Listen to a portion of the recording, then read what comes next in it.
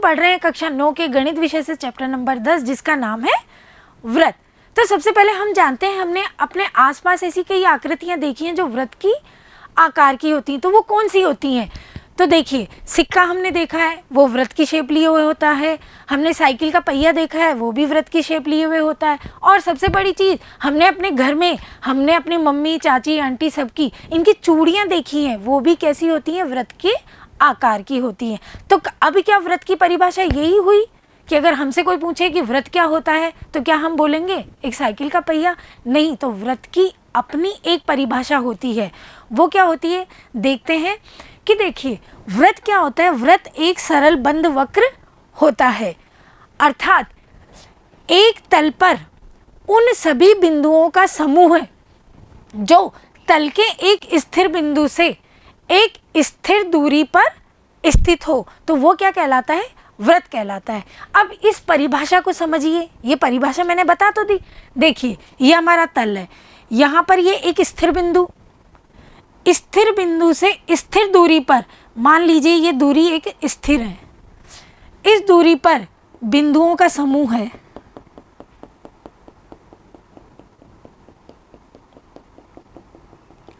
ठीक है, ये बिंदुओं का समूह स्थित है। तो जो ये बिंदुओं के समूह को मैंने अगर यूं मिला दिया इनको, तो देखिए व्रत की आकृति बन रही है। ठीक, तो व्रत की परिभाषा क्या हुई कि एक तल पर उन सभी बिंदुओं का समूह जो स्थिर बिंदु से स्थिर दूरी पर स्थित हो, वो क्या कहलाता है? व्रत कहलाता है। अब यहाँ दो शब्द नए आए, स्थिर बिंदु और स्थिर दूरी। तो देखिए, स्थिर बिंदु जो होता है उसी को हम व्रत का केंद्र कहते हैं। देखिए, स्थिर बिंदु को ही हम व्रत का केंद्र कहते हैं। ये हमारा व्रत है, ये यहाँ स्थिर बिंदु है, ये देखिए ये व्रत का केंद्र हो गया।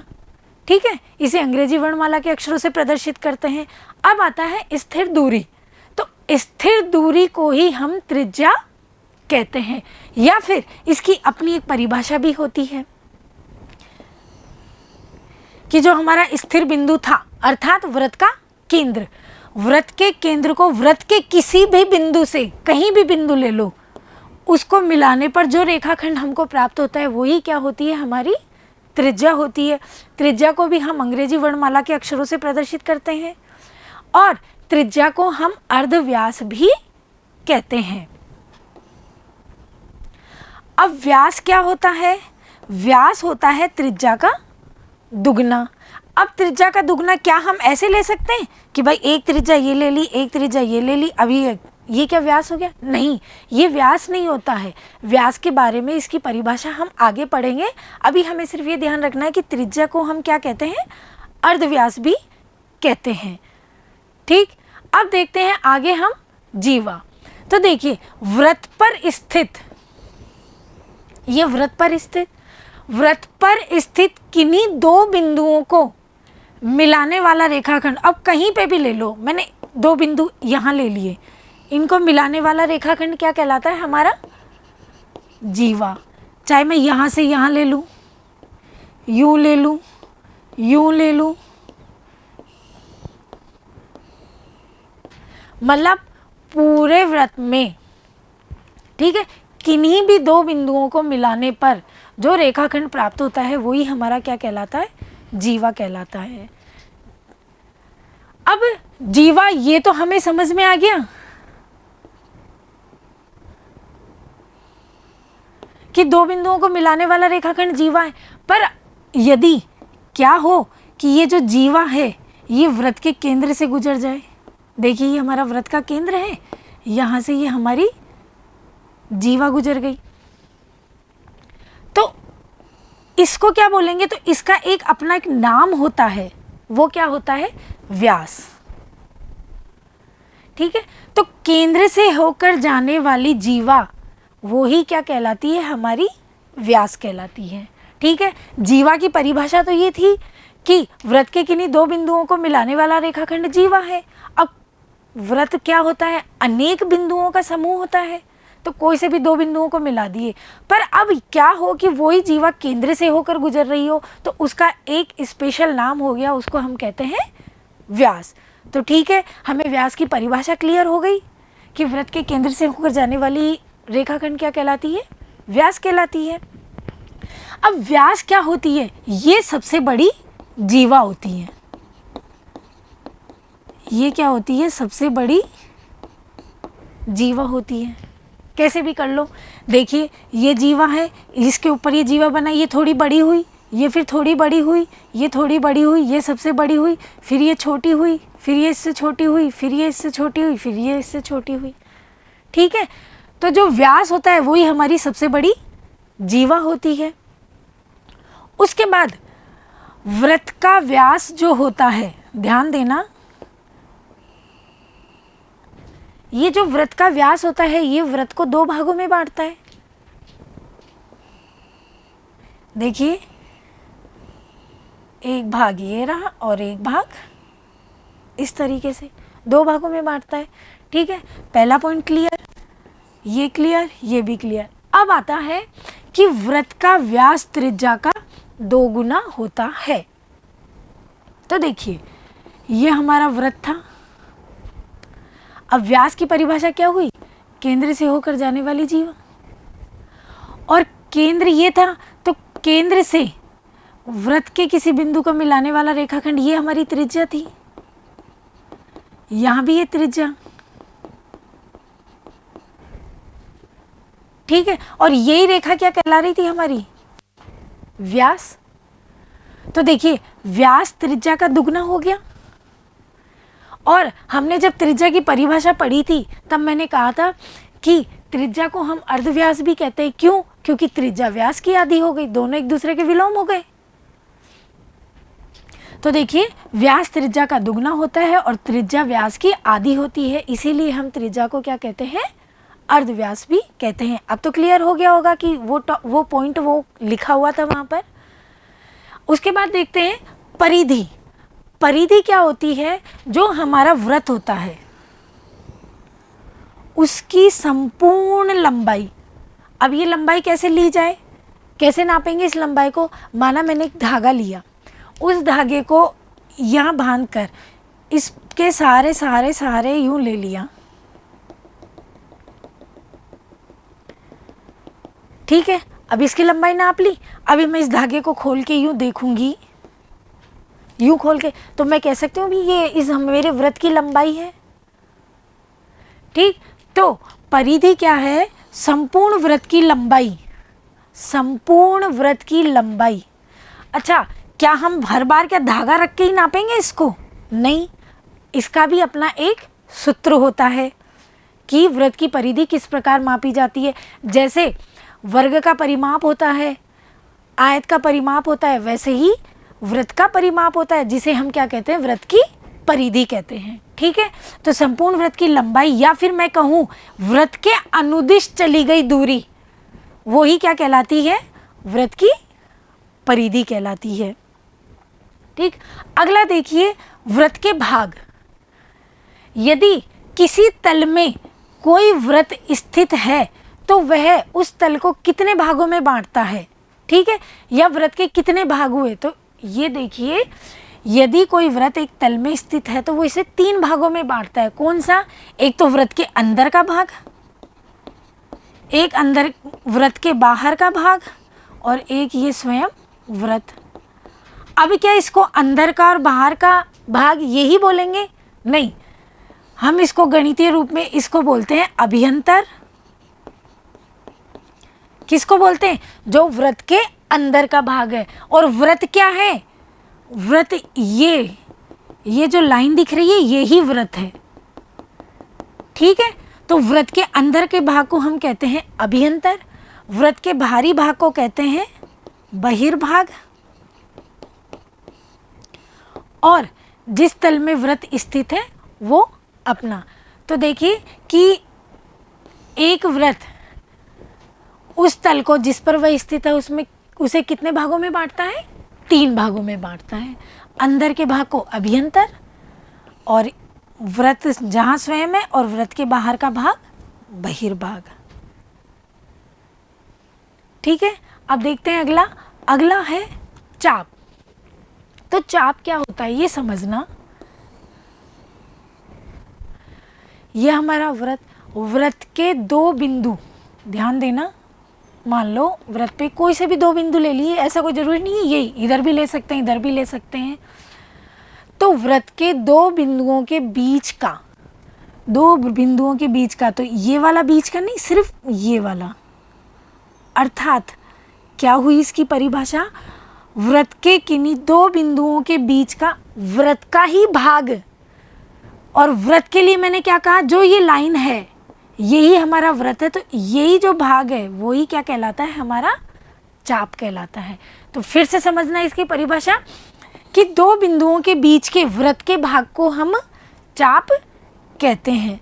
ठीक है, अब देखिए ये हमारा अगर चाप हो गया तो भाई ये भी तो चाप ही हुआ, ये भी तो दो बिंदुओं के मध्य का ही व्रत का भाग है। ठीक, तो व्रत का चाप दो प्रकार के हो गए, कौन कौन से, ये जो बड़ा भाग हुआ ये हुआ हमारा दीर्घ चाप, और ये हुआ लघु चाप। ये देखिए आकृति में समझ में आ रहा होगा हमको, इसका नाम जैसे पी क्यू रख दिया तो लघु चाप पी क्यू हो गया, और ये सिर्फ समझने के लिए यहाँ कोई बिंदु आर और ले लिया तो इसका नाम हो गया पी आर क्यू, ये हमारा क्या हो गया, दीर्घ चाप हो गया। ठीक है, अब अगला देखिए, लघु चाप द्वारा केंद्र पर अंतरित कोण 180 डिग्री से कम होता है। ध्यान से समझना कि लघु चाप, ये हमारा चाप है, ये केंद्र है, केंद्र पर अंतरित कोण से मतलब है केंद्र पर बना हुआ कोण, ये जो कोण है। ठीक है, तो लघु चाप द्वारा केंद्र पर जो बना हुआ कोण है वो क्या होता है, 180 डिग्री से कम होता है। देखिए 180 डिग्री का कोण कब बनेगा, इस प्रकार बनेगा, भाई एक सरल रेखा ही तो 180 डिग्री का कोण होती है। तो जो लघु चाप होगा वो केंद्र पर कितने, चाहे ये इस तरीके से बना रहा हो, चाहे लघु चाप हमारा यहीं पे हो, ये कैसा होगा, 180 डिग्री से कम होगा। ठीक है, अब जो दीर्घ चाप द्वारा केंद्र पर बना हुआ कोण होगा वो क्या होगा, 180 डिग्री से बड़ा होगा। तो ध्यान से समझना, ये तो हमको क्लियर है, 180 डिग्री का कोण क्या होता है, सीधी लाइन ही होती है, एक सरल कोण होता है, सरल रेखा ही तो होती है। अब देखिए, माना ये चाप है हमारा, ये लघु चाप हो गया और ये दीर्घ चाप हो गया। ठीक है, तो जब लघु चाप द्वारा केंद्र पर 180 डिग्री से कम का कोण बन रहा है तो सीधी सी बात है दीर्घ चाप द्वारा केंद्र पर 180 डिग्री से बड़ा कोण होगा। ठीक, उसके बाद है 180 डिग्री का कोण अंतरित करने वाले चाप को, ध्यान से समझना, मैंने कहा था ये 180 डिग्री का कोण इस प्रकार बनता है, तो 100 ये चाप है हमारा, तो 180 डिग्री के कोण बनाने वाले चाप को हम क्या कहते हैं, अर्धव्रत। अर्धव्रत देखिए दो भागों में बट गया, अर्थात हम इसको ये भी बोल सकते हैं, यदि हमारे चाप के सिरे व्यास के सिरे हो जाएं तो चाप क्या कहलाता है, अर्धव्रत कहलाता है। ठीक है, ये चाप के बारे में कुछ महत्वपूर्ण तथ्य थे। अब उसके बाद देखते हैं हम व्रत खंड। व्रत खंड, व्रत के खंड हो गए, व्रत के टुकड़े हो गए, कैसे हुए देखिए, ये हमारा व्रत है, ये मैंने एक चाप ले लिया, ये व्रत का केंद्र है, ये दो बिंदुओं के मध्य की दूरी ये क्या थी, जीवा थी, तो जीवा और इस चाप के मध्य जो ये भाग है, अब ये कौन सा भाग हुआ ये समझना। तो देखिए जो व्रत के चाप या फिर हम कहें जो व्रत है हमारा, व्रत और जो अभियंतर है, अभियंतर मतलब व्रत प्लस अभियंतर मतलब व्रत के अंदर का भाग, वो क्या कहलाता है, वृत्तीय भाग, या फिर बोलूं तो वृत्तीय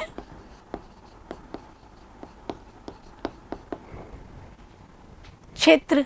तो समझना वृत्त की जीवा और इसके संगत चाप द्वारा जो ये घिरा हुआ वृत्तीय क्षेत्र है, यही क्या कहलाता है? वृत्तखंड कहलाता है। अब आप बोलो कि मैडम ये जीवा है तो ये भी तो चाप हो गया, ये कौन सा चाप हो गया? दीर्घ चाप हो गया हमारा, दीर्घ चाप हो गया। तो अब इस जीवा और ये दीर्घ चाप, ये भी तो क्या हुआ? वृत्तखंड हुआ। तो ठीक है, हमको ये चीज़ क्लियर हो गई कि वृत्तखंड कितने प्रकार के हुए? 2 प्रकार के। जो छोटा है वो लघु वृत्तखंड,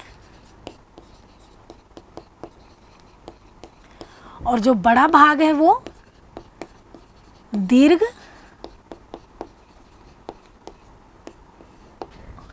वृत्तखंड। तो देखिए इसकी परिभाषा, वृत्त की एक जीवा और संगत चाप से घिरा हुआ वृत्तीय भाग या वृत्तीय क्षेत्र, ठीक है, वो ही क्या कहलाता है? हमारा वृत्तखंड कहलाता है। वृत्तखंड भी कैसे हुए? 2 प्रकार के। कौन कौन से? दीर्घ वृत्तखंड और लघु वृत्तखंड। इसके बाद आता है त्रिज्यखंड। त्रिज्यखंड क्या होता है? देखिए,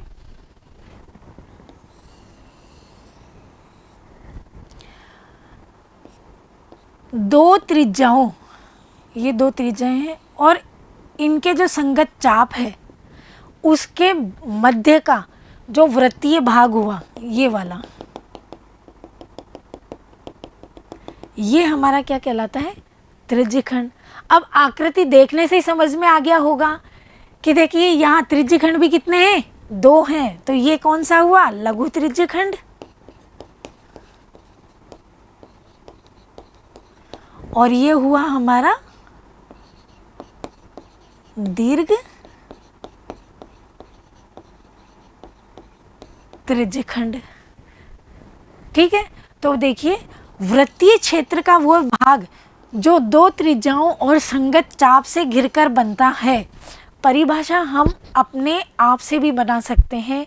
हम ऐसे भी बोल सकते हैं, बिल्कुल किताबी ज्ञान नहीं लेना है, कि 2 त्रिज्याएं और उसके संगत चाप के मध्य घिरा हुआ क्षेत्र ही क्या कहलाता है? त्रिज्यखंड कहलाता है। ठीक है, त्रिज्यखंड कितने प्रकार के होते हैं? 2 प्रकार के होते हैं, दीर्घ त्रिज्यखंड और लघु त्रिज्यखंड। बात आई समझ में? उसके बाद अगला देखिए, अर्धवृत्त। ठीक है, अर्धवृत्त क्या होता है कि जब दोनों चाप, अब चाप कितने प्रकार के थे? लघु चाप और दीर्घ चाप। इसको थोड़ा ध्यान से समझना कि जब दोनों चाप, कौन कौन से? लघु चाप और दीर्घ चाप, बराबर हो, ठीक है, बराबर हो जाते हैं, अर्थात प्रत्येक चाप अर्धवृत्त होता है, तो जो वृत्तखंड और त्रिज्यखंड हैं, तो वृत्तखंड और त्रिज्यखंड भी कितने थे? दोनों 2 थे, एक लघु त्रिज्यखंड और एक दीर्घ त्रिज्यखंड, और एक लघु वृत्तखंड और एक दीर्घ वृत्तखंड। तो दोनों, ये दोनों वृत्तखंड है, दोनों त्रिज्यखंड एक समान हो जाते हैं और प्रत्येक को अर्धवृत्तीय क्षेत्र कहते हैं। इसको समझना फिर से, जब दोनों चाप, ये ध्यान से देखना, जब दोनों चाप हमें मालूम है इस प्रकार से, तो जब दोनों चाप बराबर हो जाते हैं, और ये बराबर कब होते हैं? जब ये व्यास के सिरे होते हैं, ये यहाँ पर। ठीक है, तो मैंने कहा था कि जब ये चाप हैं, इसके सिरे व्यास के सिरे होते हैं, या फिर हम कहें कि यहाँ ये चाप कैसे हो जाते हैं? दोनों बराबर हो जाते हैं, ना लघु वृत्त वो चाप होता है ना दीर्घ चाप होता है, तो उस स्थिति को हम उस चाप को क्या बोलते हैं? अर्धवृत्त। ये क्लियर हुआ। उसके बाद तो ये अर्धवृत्त होता है। तो जो हमारे दोनों वृत्तखंड और दोनों त्रिज्यखंड हैं, मतलब जो दोनों, एक तो लघु वृत्तखंड और लघु त्रिज्यखंड और दीर्घ वृत्तखंड और दीर्घ त्रिज्यखंड, ये दोनों भी कैसे हो जाते हैं? बराबर हो जाते हैं। ये कैसे हो जाते हैं? समान हो जाते हैं। तो प्रत्येक को क्या कहते हैं हम? अर्धवृत्तीय क्षेत्र। तो देखिए ये जब यहाँ हो गए तो ये आधे आधे भाग में बट गए, तो ये जो हमारा भाग हुआ, ये हमारा भाग हुआ, ये क्या हुआ? हमारा अर्ध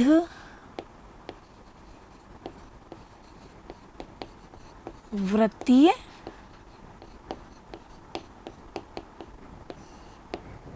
क्षेत्र हुआ। ठीक है, उम्मीद करती हूँ कि ये आज का हमारा टॉपिक था व्रत, ये आप लोगों को समझ में आया होगा और अब आप इसका खुद से अभ्यास करेंगे और अब हम इसकी अगली प्रश्नावली अगले वीडियो में देखेंगे। तब तक आप हमारे साथ बने रहिए। धन्यवाद।